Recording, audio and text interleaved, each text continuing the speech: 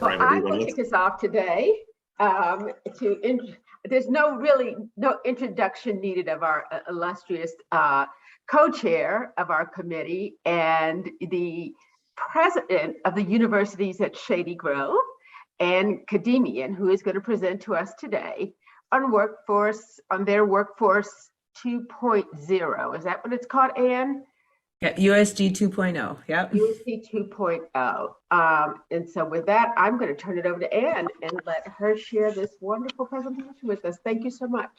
Thank you, Joan. Thank you. I will just say my title is executive director, not president. So you gave me a promotion. Those things you wake up in the morning and you're like, you probably need to look up her title. And then you get up and you brush your teeth and you take a shower. And next thing you know, you're sitting here and you're like, oops, I didn't do that. No, it's perfect. It's perfect. It's fine. But I embrace the title executive director because I think at universities at Shady Grove, we are not a traditional campus.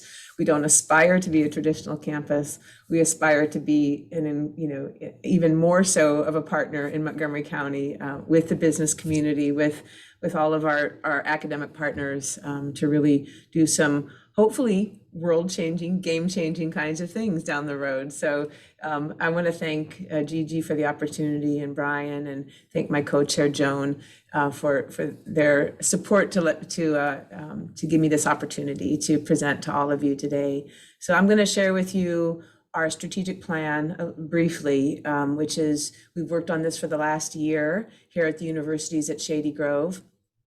For those of you who may not be super familiar with the universities at Shady Grove, we are a regional higher education center in the university system of Maryland. And we have a beautiful campus here. You can see the background on Steve Simon's backdrop there. We have a beautiful little campus here. We partner with 9 universities in the university system of Maryland to offer 81 different programs, degree programs here. And students come to us as transfer students. They earn their associate's degree at Montgomery College or another community college, and they transfer into programs as juniors and seniors to earn their baccalaureate degrees in degrees that are related to the economic needs of Montgomery County. And that we also have graduate programs as well. So about 1,200 students are graduate students and about 2,200, 300 students are undergraduate students here at the universities at Shady Grove. I'll say more as I go along in my presentation, so I'm going to give you a bit of an overview and the inspiration for our plan, and then we'll talk about how that's going to relate directly to Montgomery County. So can I share my screen, Brian? Yep, here we go. All right.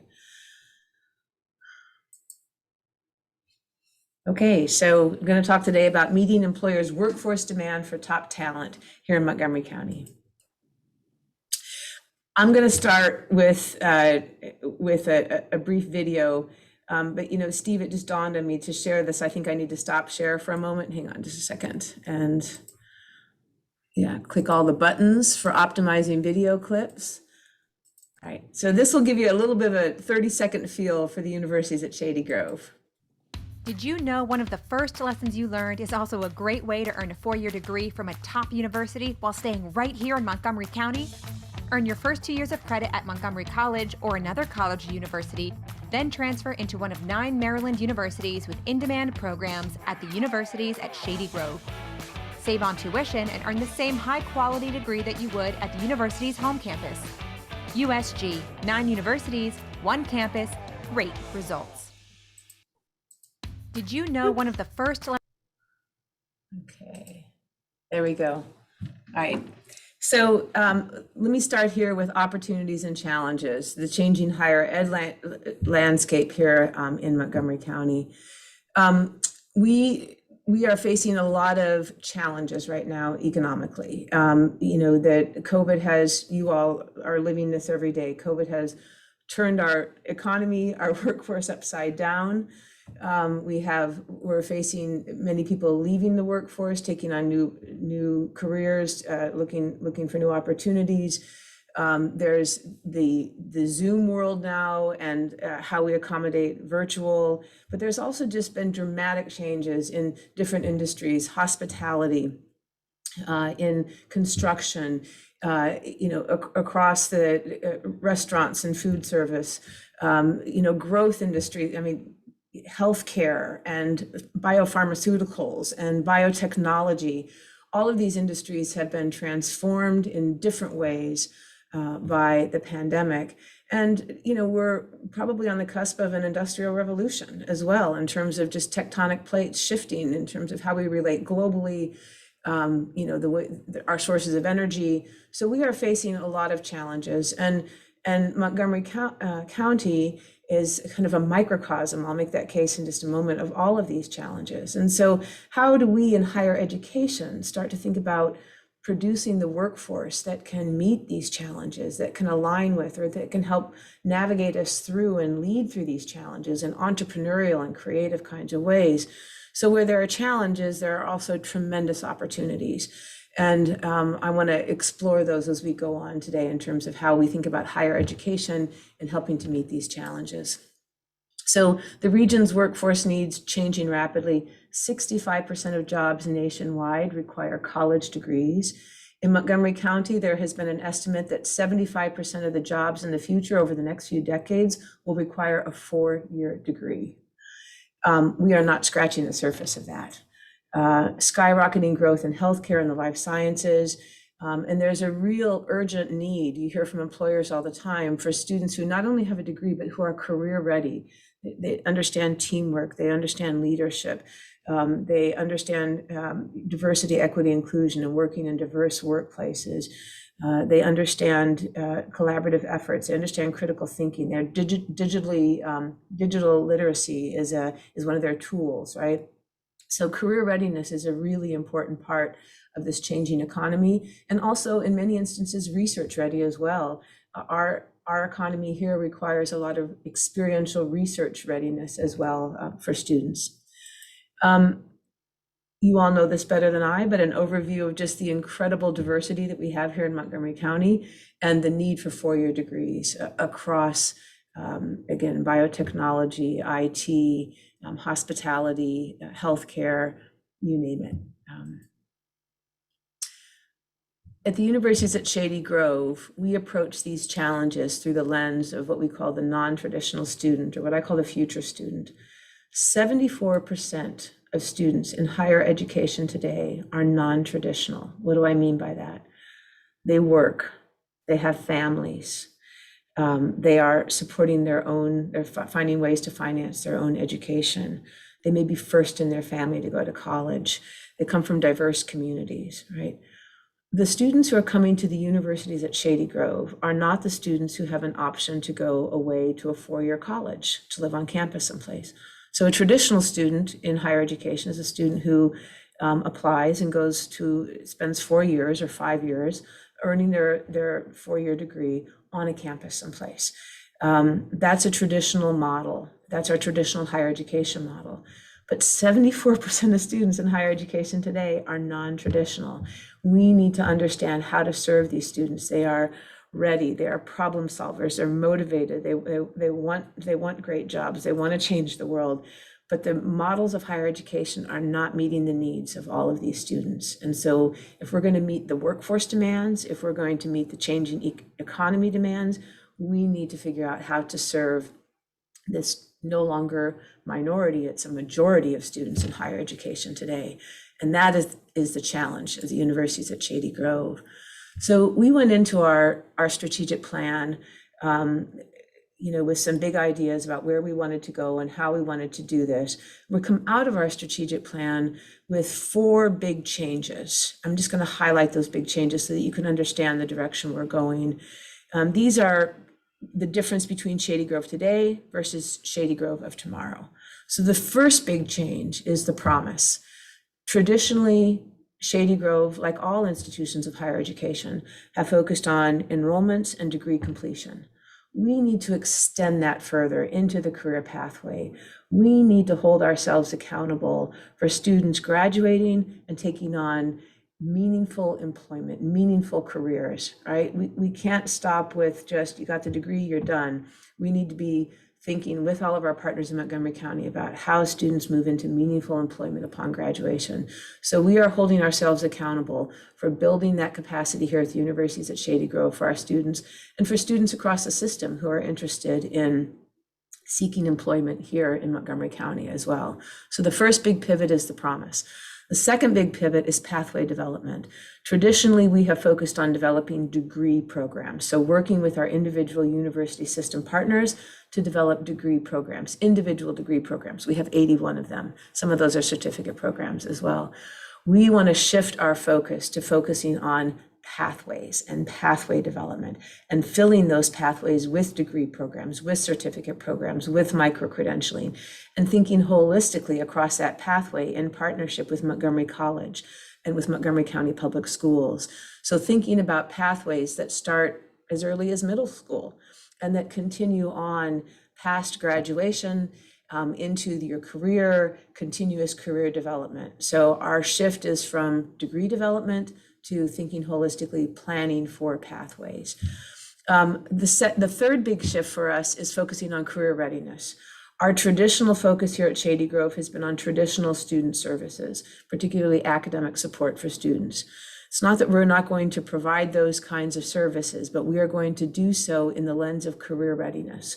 We are going to focus our attention on the services we provide among 9 different credentials of career readiness around leadership, around teamwork, around wellness, around critical thinking, around digital literacy. So we, in partnership with Montgomery College and Montgomery County Public Schools, we have agreed on those competencies, and we will be working together so that every single student coming through Montgomery County has a focus on career-ready skills. So when they graduate, they are career ready on day one to enter and start their jobs. Then the fourth big pivot for us is our fiscal model. We have a fiscal model here at the universities at Shady Grove that has not scaled, it doesn't grow with us. And it's really encouraged something of more of a real estate model, if you will, here, so that our partners come and they pay for space and they pay for services. And so it doesn't encourage the kind of collaboration that we need with all of our university partners in order to tackle this pathway challenge, to tackle the promise, to have career-ready graduates. We need to be collaborating here on this campus in really incredible, innovative ways. So we're working on building a fiscal model that will foster that kind of innovation and collaboration here on the campus and with our partners as well. So those are the big pivots for us in our strategic plan. Let's talk a little bit about pathways in the educational ecosystem. This is the core of where we plan to work closely with the county and work closely with all of our business partners, employers, in order to meet the workforce demands, to meet that 75% of jobs that are going to require 4-year degrees. How do we do that? You can bring more degree programs, but unless students are ready, if they're coming through the pathway and they find their way into those degree programs, you're not going to meet the demand. So we have to think holistically about the student experience. We have to think holistically, especially about the non-traditional student experience and how we can serve them. And we think the answer to that is pathways, robust pathways. So for the public school student who goes to Montgomery College and earns an associate's degree, and then they leave the community college and they come to a program at USG to earn their 4-year degree. They graduate career ready for meaningful employment. And we're going to be working very hard in that whole pathway process to enhance recruitment and retention, to energize county and state engagement in that process as well. So our pathway model is going to include a deep involvement with employers, not just when students need an internship or when students need a job, but how do we plan for those pathways? What are the skills? What's the talent? What are the needs? And how do we collaborate with business in order to build business involvement into those pathways early on? The pathways that we've been thinking of in a very generic sense right now, and we'll have to do a lot of work on this, but to give you a sense of how we're thinking about pathways, we're thinking about STEM and the life sciences. We're thinking about allied health and wellness. So all of our medical professionals and behavioral health specialists. We're thinking about a public service, education and social for teachers, for for emergency responders, thinking holistically also about the social sciences. And we're thinking about business, hospitality, and communication. So those are rough clusters. Those aren't very fancy names, but those give you a sense of how we're thinking about clusters of pathways that we could start planning for early on, and thinking about the student experience on through their higher education experience. How are we going to do that? A big part of the way that we need to do this here at the universities at Shady Grove is to build a data analytics and planning capacity here. So this is something that I think is missing. This is something that I think we can provide holistically that connects to academic planning. We have a lot of talent in the county. Many of our partners, MCEDC, WorkSource Montgomery, a number of agencies that do tremendous work to identify workforce needs, to identify talent needs, to identify gaps and challenges. There's excellent work going on in this area. We want to be the partner who helps connect that to academic planning. So we want to be the partner who works with all of our other partners in the county to bring that together, to focus the question on academic planning, on programs, on career readiness, on bringing turning those needs into academic programs that meet the needs of the county. And so that means working with all of our partners to pull a lot of that data together, to bring perhaps new data to that as well, to plan for pathways. So imagine an annual or twice a year kind of summit that focuses on a particular pathway or a component of a particular pathway that brings together all of the demand data for key areas. That says, let's say, for example, we were focused on the life sciences or biotechnology, and we wanted to zoom in on manufacturing and scaling.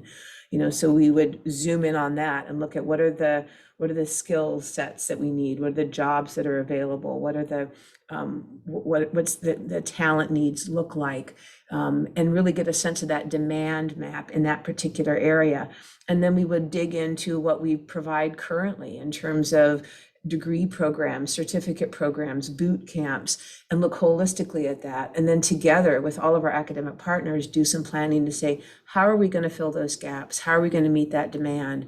How are we going to bring the academic programming to meet that demand, and do that in a holistic kind of way? We can't do that unless we have strong data capacity, unless we're able to collaborate with our other data partners in that as well. So we have proposed to the county council an institute called the Ready Institute that would be run collaboratively with Montgomery College and with Montgomery County Public Schools to do some of this collaborative work together to plan for pathways.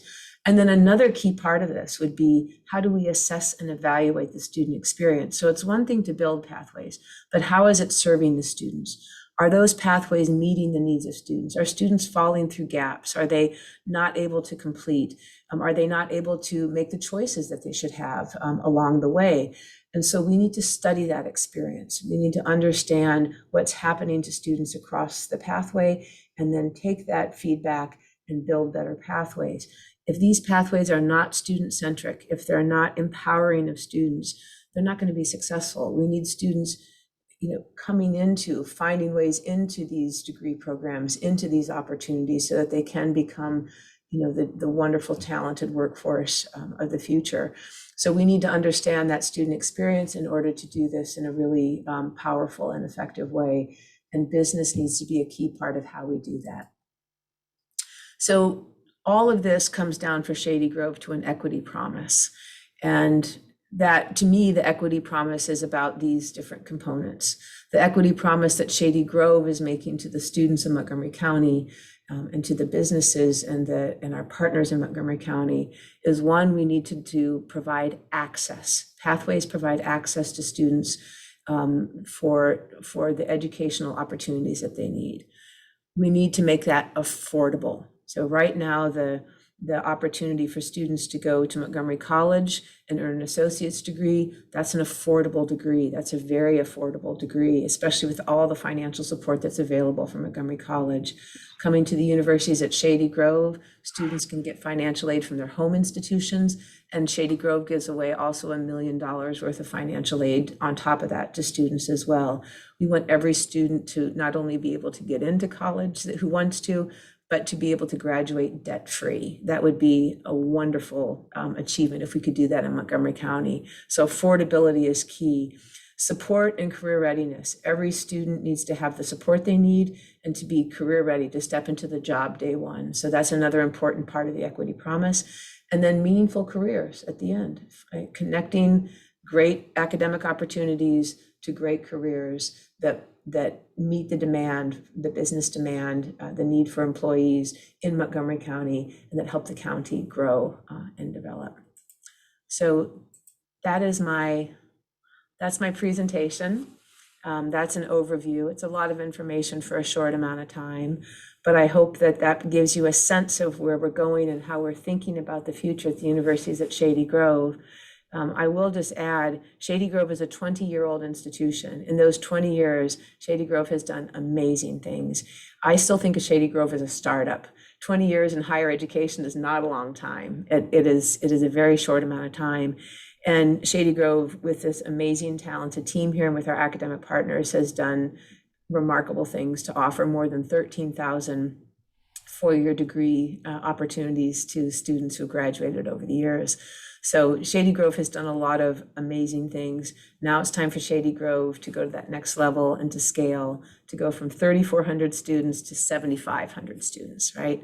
And the only way we can scale, the only way we can grow is to be able to give more students opportunities and to do that holistically, and to have a business model that supports us in that effort as well. So I'll stop there, Joan and Gigi, and happy to take any questions or have a further conversation. Well, I Berlin, love did you have a this. question? Berlin? Yes, thank you. Good morning, everyone. Anne, thank you so much. You brought back memories of my school days in Maryland, College Park, and I was there running around trying to get my forms fixed and graduate studies one class to the other. And there was this gentleman who came in. He was a former alumni, and he was probably in his 60s at that time. But basically, he was saying, "Can't believe how much this has grown. When I was here, it was 10,000 students in College Park. Now there are 37,000 students. My God." And now I can say that same thing at this age about Shady Grove, when we've lived here for about 20 years now, or actually 35 years in this area. But my big question is, yes, there's a tremendous need in every profession to integrate technology to the extent possible. Data analytics is helpful. Do you have initiatives that actually support various models on this, what you call the pathway plan for pathways, say from sciences to engineering to arts and whatnot? Because again, I can see everything has a backbone of IT.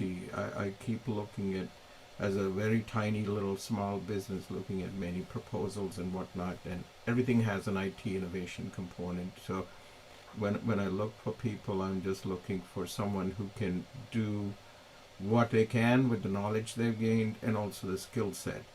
Are your programs tuned that way? Actually, the model part is most important. Yeah, this is such a great question. Absolutely. I mean, I think a core part of career readiness is digital literacy and, some familiarity with analytics. Whether you're a social scientist or a nurse, or it doesn't matter. You need that now. As you say, in today's world, technology is integrated into everything we are doing. And so there's two ways to approach this. One is what we can do at Shady Grove. So we don't offer the degree programs ourselves. Our academic partners do that. So any kind of change in curriculum with our academic partners requires a lot of collaboration and a lot of, that's something that our partners tackle somewhat independently with our support and encouragement as well. But what we can do at Shady Grove is through our Career Readiness Initiative, we can try to make data literacy be part of every student's experience here at the universities at Shady Grove. And so we are talking deeply with our partners about how to do that. And so everything from kind of data labs, hubs, where students could come to take a quick seminar on data visualization, or a quick seminar on, Python if they wanted to, or, a seminar on even on working with Excel and different things as well, or seminars on what does it mean to collect data and what does it mean to analyze data. And so we've got a number of partners who are interested in helping us offer those workshops across the board and finding ways to make it work within the student experience. But I think that's also going to require working with our partners to build in some of those courses as required to the curriculum that they're taking here as well. But I also think that it means, again, back to the pathway model, students need to be exposed to this. By the time they get to Shady Grove, they can learn a lot, but it may be too late. They need to see this at Montgomery College, they need to see this in MCPS and beyond. So part of this is going to be thinking holistically about how we do that. And we all know that math is one of the biggest barriers, if you will, to students pursuing a STEM career.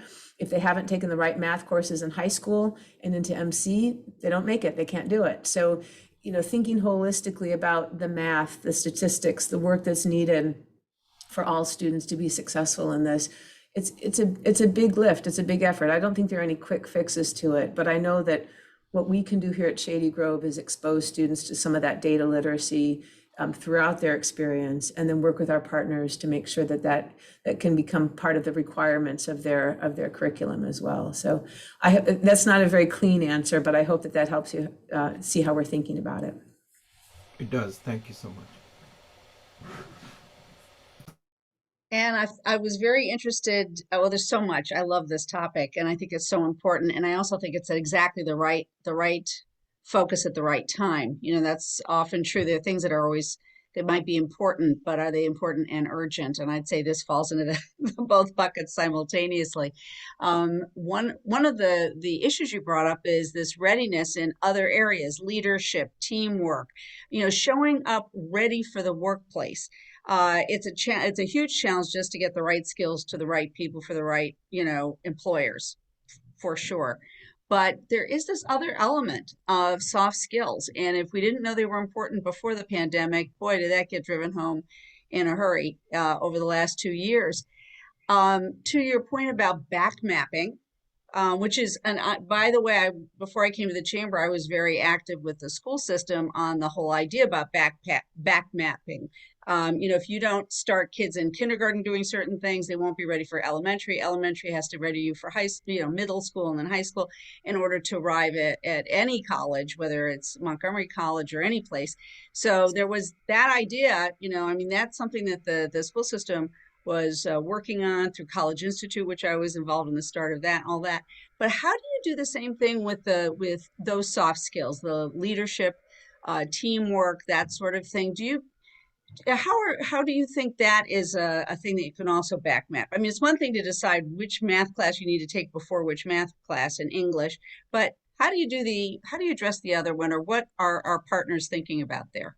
So I want to call out Scott Murphy, who's on here, one of our wonderful partners here at Shady Grove, and also Fizzy from MC as well. We are working closely. I will just say it is so exciting, the agreement we have reached with MC and MCPS on these career ready skills that include these soft skills, Gigi, and leadership development, teamwork, communication, all of these things are part of the career ready components, and they are those executive soft skills that are so essential and so important. And what's so exciting about the agreement, MCPS has been dedicated to working on these things for a long time. MC's been dedicated to working on these things for a long time. We've been dedicated, but now we have agreement on what those skill sets are and what to call them, and some consistency and collaboration across. So I think that agreement on career readiness, on career competencies, is going to go a long way in helping us all think across all three institutions about what this looks like, how we can connect it, how it grows and develops. I will say at Shady Grove, leadership development is a huge part of the student experience here. Students become part of the student council. They take on all different kinds of leadership roles. They participate in all different kinds of activities, and we're very conscious about it. I think that's another thing, is that being really explicit about how this experience is directly related to the soft skills or to the leadership skills that you need. I think that's another thing that this agreement does, is it allows us to call out those competencies and to say to students, hey, you're participating in this, be aware of this is a leadership development opportunity. Let's talk about, what that looks like and how you've grown there. So I think that just the consensus, the language, the partnership on this, the ability to call out and to have students tracking their skills and measuring their skills, I think all of this will go a long way in advancing those. I don't know if Scott or Fizzy want to say something in addition to that. I don't want to monopolize that conversation because it's definitely a partnership. Good morning, everyone. Scott Murphy, I'm the Director of College and Career Readiness in MCPS. Nice to see you. And you said it beautifully. I don't really have much to add about this, real formal adoption that we've done of these career competencies that Ann talked about. When we look across the country, it sounds like a simple thing to do. Well, the 3 academic institutions and the county workforce adopted a common definition of what it means to be career ready. It sounds kind of simple, right? But when you look across the country, it's actually a real innovation. And for us to have a common language that we're using, a common set of definitions, and to really answer the call of employers who've said repeatedly over many years, we don't just want to see those industry certifications in the math courses. We want to see young people who are career ready. So we are trying to answer that call. And as students come through the pathways, not only produce graduates that are career ready, but the services that they're being provided along the way, it is no longer just academic advising. It is really holistic advising around career readiness that we're trying to build out. So you're spot on in the ask, and hopefully we're working together to answer the call. Thanks, Scott. Actually, I'd like to defer to Dr. Latimer. I'm sure that Dr. Khademian has actually worked with her, but she's, as far as I know, she's on the phone as opposed to on the Zoom call. So I don't know if she can participate right now or not. Hi, Margaret. I'm sorry, I didn't see all the names on the screen this morning. I saw the MC background, so. No, thank you. And I am Fizzy. Thanks to you forwarding the link. I am on this. I did not have this on my calendar, and I'm sorry I missed the first part because just the last, 10, 15 minutes have been great, rich discussion. And Dr. Khademian, to your point, we are working on, have been talking, really it started pre-pandemic with our data science certificate. And we are waiting to hear from MHEC on the degree now. Interestingly, one of the reasons we could not get the degree at the time we went for the certificate is there was no 4-year program in the state of Maryland to which students could transfer to get a data science degree. And MHEC will not approve a program at a community college without that next step in place. So we started with the certificate, and of course now there are many options for students. But that idea of infusing it into every course is really critical. Data science is not the purview of science.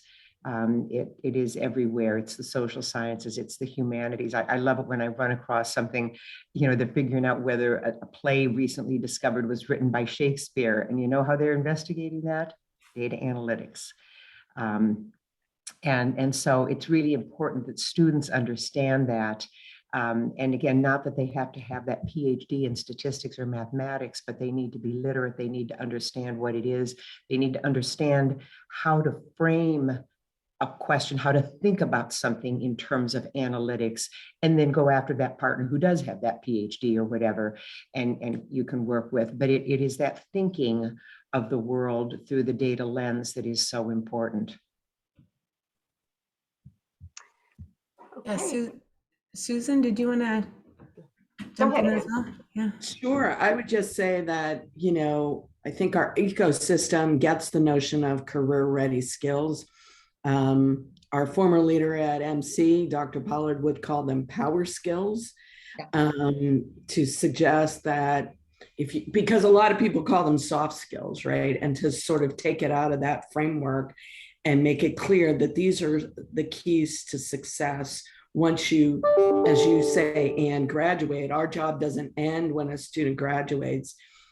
We need to hold ourselves accountable for when students get into the workplace, right? And so we do that. We hold ourselves accountable for how many transfer and start to move on to that baccalaureate degree pathway, because of your point about the majority of the jobs in the county need a baccalaureate degree. And that's why our partnership is so important to ensure the talent that Montgomery County needs.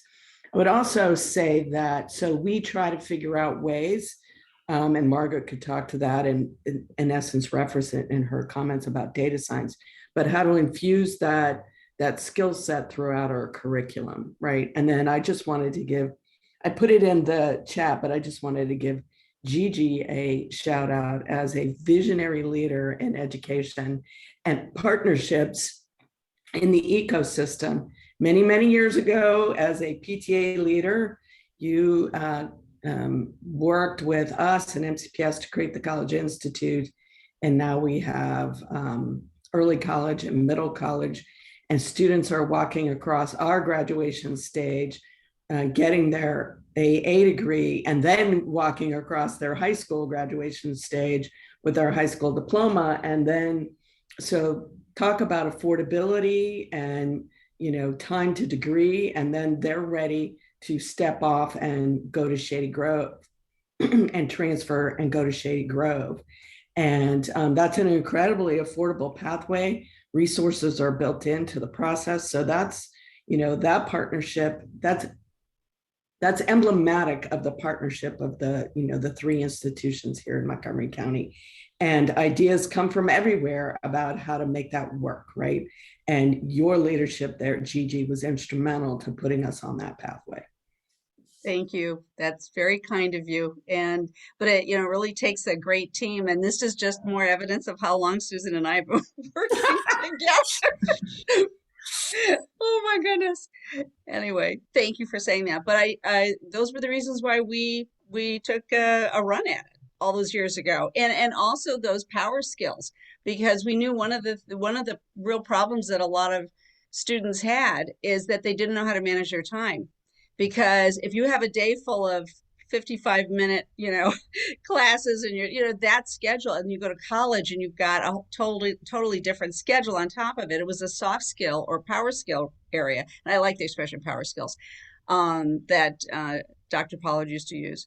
But it was everything. And we started as a pilot program, and I'm a big fan of that. And Susan and I worked hard to get that into a budget. Oh my goodness, just explaining it to people because they weren't used to the idea.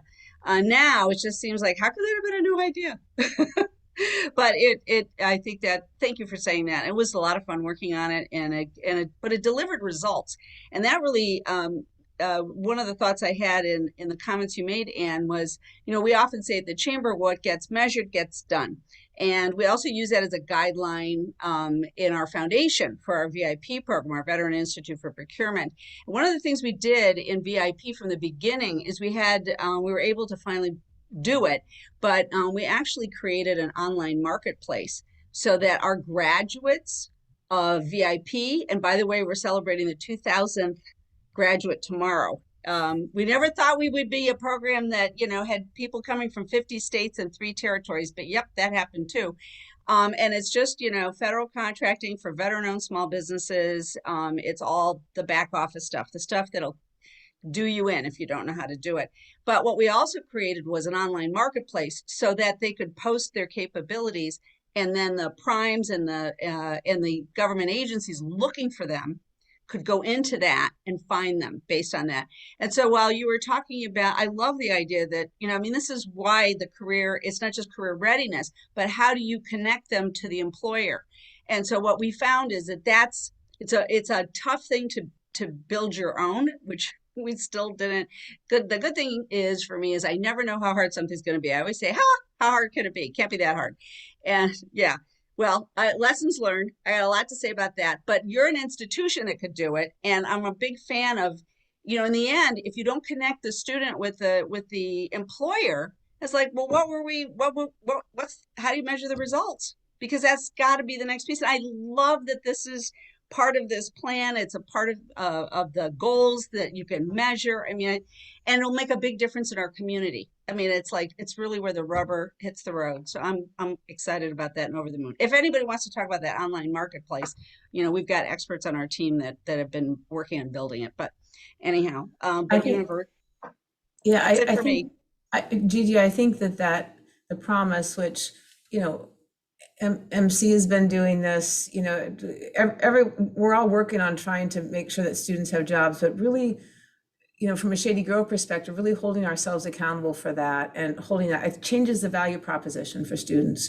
We've had 1 million students have left higher education throughout the pandemic, and lots of reasons for that. The pandemic has been brutal on families and jobs and illness, and but you read some of the studies, and a lot of the concern is that this is a big investment for me. This is a hard time. Will there be a job for me when I graduate? Will I be able to get a job that is a meaningful employment when I graduate? And that's something that we've got to think really hard about, especially in the 4-year degree space. We've got to make sure that we're holding ourselves accountable for that. And I think it will change the value proposition for how students think about their investment. And we may not be very good at it initially at measuring that. We may not be very good at guaranteeing that, but we have to push ourselves in that direction. We have to not be afraid of that number. We can't be afraid to try to measure it, because I think it's crucial for where we're going. And I have a question. It seems like we're talking a lot about the non-traditional student, but it's a student who's coming, high school, junior college, really at an entry level position when they go out into the workforce. Do you focus at all on the person who has been in the workforce, has a degree, is looking for continuing education, is looking to get new skills, because the job has changed, and what that person needed when they went into the workforce at one age in their life has shifted to different skills at a different age and stage in their lives. And I'm thinking a lot about the technology, of course, and that piece. Have you all thought about that market, or at all, or doing anything in that space? Yes, absolutely. And we'll need to do that in partnership with Montgomery College, because Montgomery College plays a very prominent role in all of this as well. I mean, graduate degrees are a big part of that. So people earning a master's degree or a graduate certificate of some type as well is a really important part of that. But I think a really interesting example are the boot camps that we did in partnership. Montgomery College hosted some, 1 or 2, and we did as well.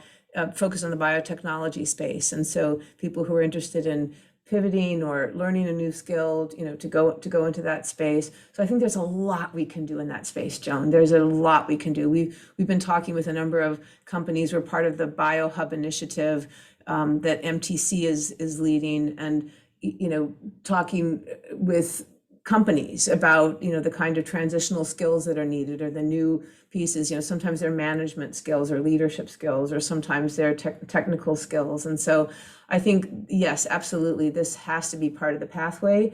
We've all been using the term in the educational ecosystem model of lifelong learning and the learners. And so not thinking of students as just from that time that they're coming out of high school and into college, but lifelong learners, and really thinking about how we build pathways in all of these areas for lifelong learners, so that they can come back and get additional skills, additional retraining, be able to pivot. But the only way we can do that kind of holistic planning is if there's some kind of a sense of commitment or sense of where we all connect and how we do that together. So we have strong institutions across Montgomery County, and the institutions are strong because they're wonderful places, and you don't want to change what Shady Grove is, or what Montgomery College is, or what MCPS is, but finding ways for all of us to connect where we are at the intersections, where we can do some more planning holistically and think across these pathways together.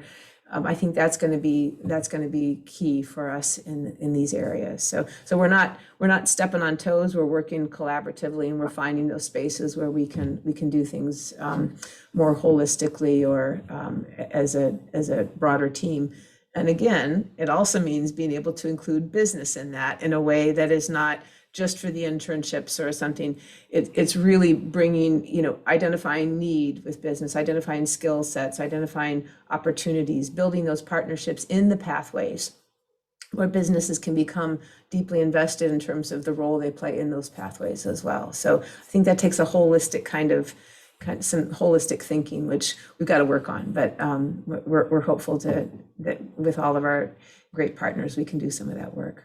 I will say to, President Jermaine Williams is brand new on the job. I mean, he's just weeks on the job, and he has been already such an amazing partner in thinking about this work, as was Charlene Dukes, as was, of course, Darian Pollard. So, and also now Dr. McKnight, superintendent of the schools, she just became full-time as the superintendent. She is also an amazing partner in this work.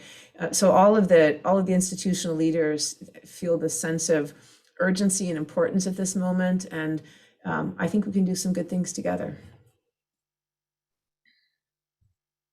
Hey, and first of all, fantastic presentation. Thank you. A lot of information that was really, really important and needs to get out to the community of what Shady Grove is doing. I'm a big fan.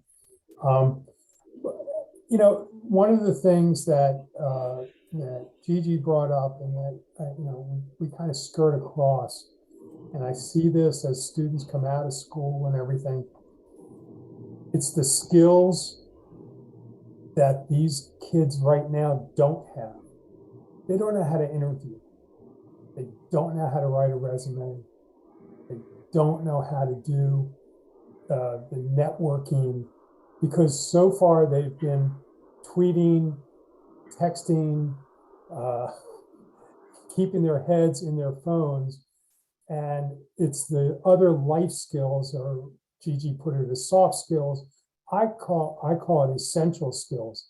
When I have someone come in and not be able to properly interview, to not know how to talk to people, that's a skill that I'm hoping will be part of the strategic plan, that the businesses can help you with that, individuals can help you with that, across MCPS, across Montgomery College, and across Shady Grove. I mean, these are just things that are missing that I see today. And, 45 years in sales and marketing, that's, what I see as the biggest missing piece when they're career ready. A lot of these kids come out and they know how to research biology or whatever the case may be. I don't know, but they know that. They just don't know how to talk to people. They don't know how to get that moving and how to go further once they get there. So these are skills that I'm hoping will be part of your strategic plan. It really is fantastic, and I think this needs to get out to a lot of people in this community. So just that's my only comment. Thank you, Andrew. And I agree. That's part of the big career ready push. We hear this. There's a lot of data out there from employers, saying what's missing in new employees, and this communication skills, leadership, team building, all of these competencies stand out in that assessment.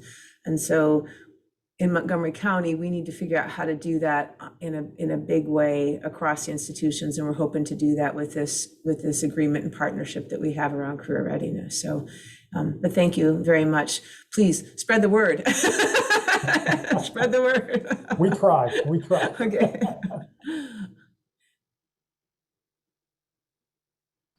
Margaret, it looks like your hand is up. Yeah, thank you, Gigi. Good morning.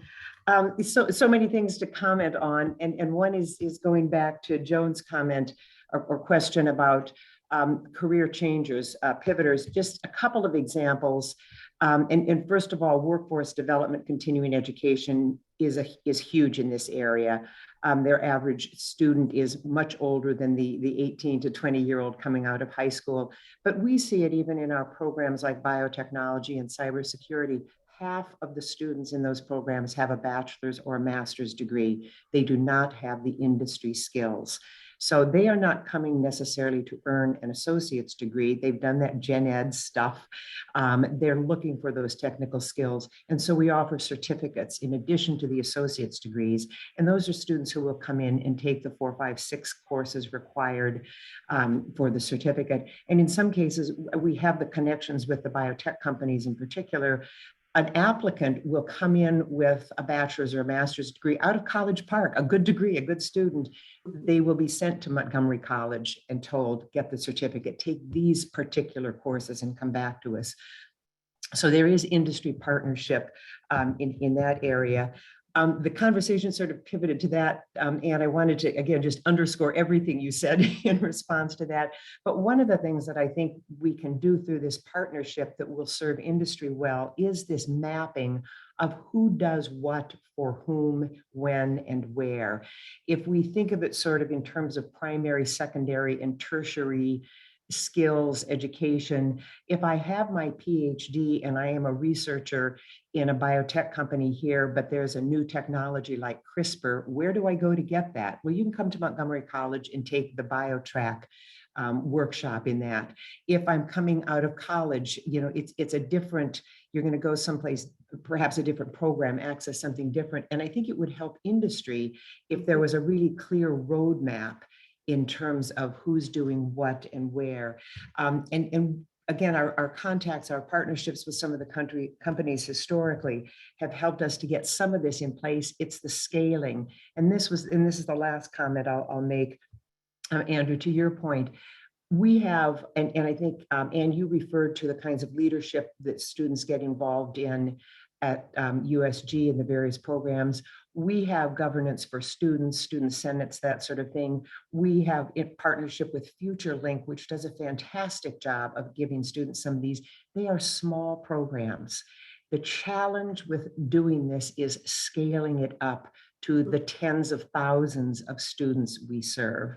And you know, the students who have the opportunity to have a mock interview with someone in industry and then get that feedback, it's sort of a masterclass kind of experience, is remarkable and really life-changing sometimes for students.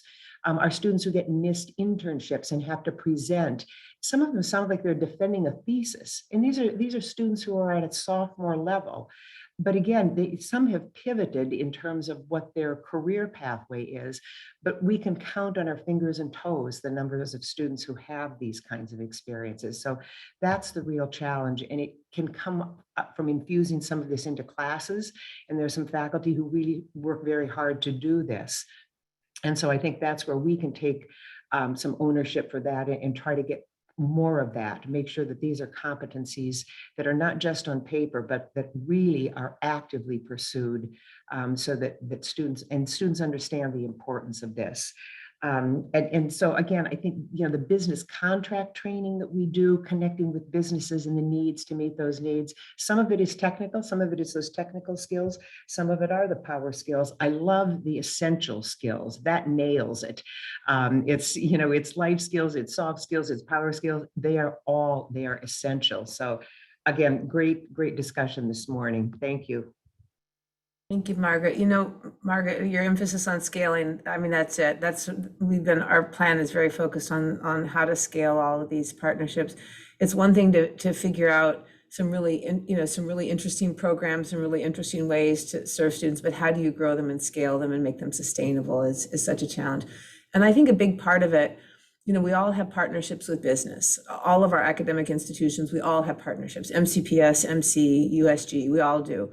But figuring out, you know, that next scaling level of the partnership. So it goes from kind of individual companies or individual partnerships or even clusters of companies to thinking about the frameworks that business can engage in to help with the internships, to help with the mentoring, to help with the experiential learning, to help with the curriculum planning, to have a different kind of engagement. So it's not always a one-off partnership, but there's a kind of framework that our business community can navigate and find a way to plug into, focus where it's most urgent or important to them, where we can, have the most assistance from them.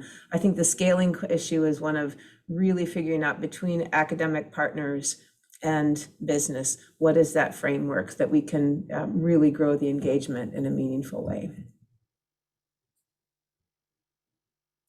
To make a point, so years ago when I worked with Susan and Margaret over at Montgomery College, there was a time when we had a capacity challenge and we didn't have enough space to put students in. And right now, one of the things I would point out is at USG, there is capacity to grow. And so I think to this point of scale, the biggest thing is we have so much room to scale the programs and grow the number of students that can fill the workforce right now.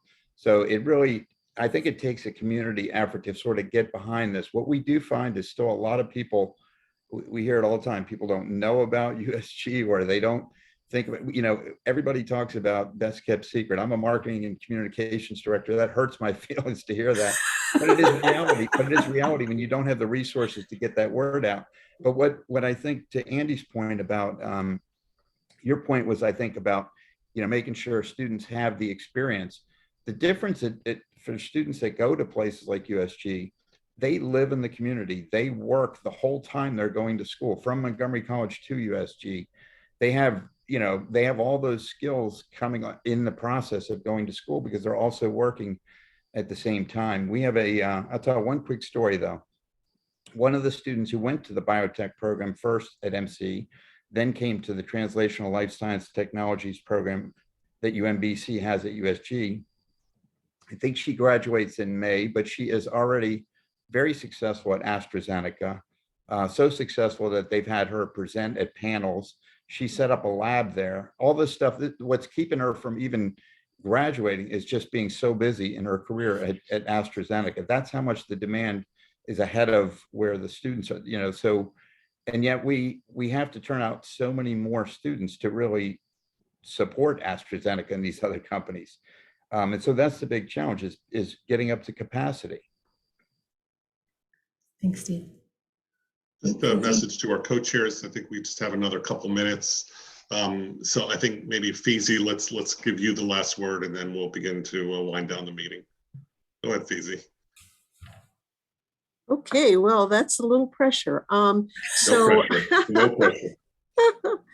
Well, unfortunately, because this is such an exciting topic for me, I have a little too much to say. So I wanted to bring up just a couple of points to add on to what others have already said. We mentioned workforce development and continuing education. It is, sort of my home of where I reside, and looking at how we develop relationships with businesses. I totally agree with Steve. Sometimes, you feel like a best kept secret. That sometimes it's amazing how many people aren't aware that these opportunities exist for them as businesses in the county. People can individually take courses, but in WDCE, we can offer business contract classes. So then they can customize as a business how many people, where they're located. We can, do things to, everybody's been doing things virtually, but at this point, we can connect programs across the country, across the world. So it's getting the word out. And I'm very excited that if with this pathway plan that we'll be able to tell people where they can go and how they can get it to drive home Dr. Latimer's point. One thing we haven't mentioned is the word apprenticeships. And I really strongly encourage everyone to think about how we can include apprenticeships as an integral part, because the reason some people don't have the work experience when they graduate The internships serve a purpose, but an apprenticeship gives them that full integration into the work environment because they're employed when they're training. So I think GSK, for example, is a good example of how it is that we've worked with them on that specifically at their request. To be honest with you, Europe is far ahead of where we are in demonstrating how apprenticeships can work, particularly in STEM, very well. So I appreciate the time, but those were a couple of points that I wanted to make. Thank you. I think that's a great segue for some, I had a million questions. I didn't ask them. I think as we wrap up here, and I'll hand it over to Gigi and our co-chairs to finish up, but just some of my thoughts. This is one of the best conversations. I've been here a year. It's one of the best conversations we've had at a committee that I can recall, and I've been through a couple dozen committee meetings already. Dr. Khademian, I really appreciate it, and really the shining lights of Montgomery County who are on this call. I really appreciate your input, and I want to continue these conversations about workforce and like what Fizi was talking about, internships, apprenticeships, and other steps that we can take in Montgomery County to start addressing these labor market issues that some are new from the pandemic and some have existed before that. I want to continue these conversations, but let me be the first to thank Anne for a terrific discussion on workforce today. And let me just, Anne, you're the co-chair, but let me hand it over to the co-chairs for some last words, and to Gigi as well. Joan, can I just make a Anne. quick comment and then I'll hand it over to you? Is that okay? Absolutely. That's fine. Okay. So first of all, it's been wonderful to do this. I'm so grateful, and I hope that we all can continue to be strong partners in this educational ecosystem work. I think the way that we succeed in this is if we center the student experience. We need to empower students. They will make amazing choices. They will do amazing things. I'm floored every single day by the students here at the universities at Shady Grove and what they're accomplishing, what they deal with on a regular basis in their complicated lives, but what they accomplish and their aspirations. And we need to find ways to empower every student in Montgomery County to be able to make those choices. And I think that means setting aside some of our traditional institutional focuses and thinking more about how we build the systems for the students that we need to serve. And so that's a mind shift for us, but we can do it. Montgomery County is an amazing place. And I think the time is now. There is great urgency to make some serious changes in how we address workforce and how we address education. And I think there's a lot of willingness and good partnership here to do it. So thank you for the opportunity to talk today. I really appreciate it, and really appreciate all your attention and the great discussion as well. Well, and I just wanted to thank you and thank all of the others who joined us today to share into this really robust and really informative and inspirational conversation. I agree with Brian that it's one of the ones that leaves me feeling very positive about the future and about the work that we're doing in Montgomery County. And I hope that we will be able to continue with sharing this information with our members and looking at ways in which we can continue to connect with the business community to make this even more robust. So thank you so much. The time went by very quickly, and I appreciate all that you guys are doing. I don't know if Gigi's on. Is Gigi still with us? Oh, of course. Okay. Thank you so much. Well, thank you, Joan, for those remarks and amazing discussion. I would say this is the beginning of a lot of conversations about this, because my experience in my role at the Chamber is that this topic was important. This topic was the topic before we had a global pandemic. That this workforce and access to talent, if you ask a CEO or a top manager in any organization of any size what's keeping them up at night, 15 years ago it was cyber attacks, but for the last, I'd say 5 years, it's been access to talent. It is the number one problem keeping people up at night, and it didn't get any better. It just got worse over the last couple of years. But and so everybody's looking for solutions, and so this is definitely part of that equation. What are going to be the solutions? What are going to be new ways to solve this problem for employers and to build our community, because the chamber is a community organization. We're about building our community, supporting our community, helping to advance our community and everybody in it. So this is very exciting. And, you know, I'm grateful for this presentation. I knew it would be terrific because I've had the great privilege of working with, you know, having a lot of conversations with Ann, and of course, MCPS, you know, our good friends there, and in Montgomery College. And so this is front and center in everybody's mind. I don't think this is the last conversation about what is happening in this great, you know, collaborative effort in the county. That's my thinking about that topic, this topic, you know, and what happens next. And with that, I did see our chairman of the board on the call. I don't know if Lola is still with us. Lola, are you still on? Yeah. There Thank you are. Can you hear me? I wondered if you wanted to just comment. No, I would just echo exactly what you said. The labor shortage and what that means, and I think there's also, as we've talked about this, there's a human resource kind of revolution, and I think that the pandemic has accelerated that. You see it in pretty much every facet of everything we do in every industry, and I think that there's going to be new leadership skills that are going to develop over that in response to that. To some of those changes. And I think some of that will filter through into our educational systems and resources, but it's always going to be, I think, forevermore, the human resources, the development is the number one success criteria, and I think that will always be. So thank you. Thank you, Lowell, and again, thank you, Ann, and thank you, Joan, for chairing this morning. And Brian, over to you to close us out. Thank you, and thanks for everything you did, Brian, to make all this happen this morning.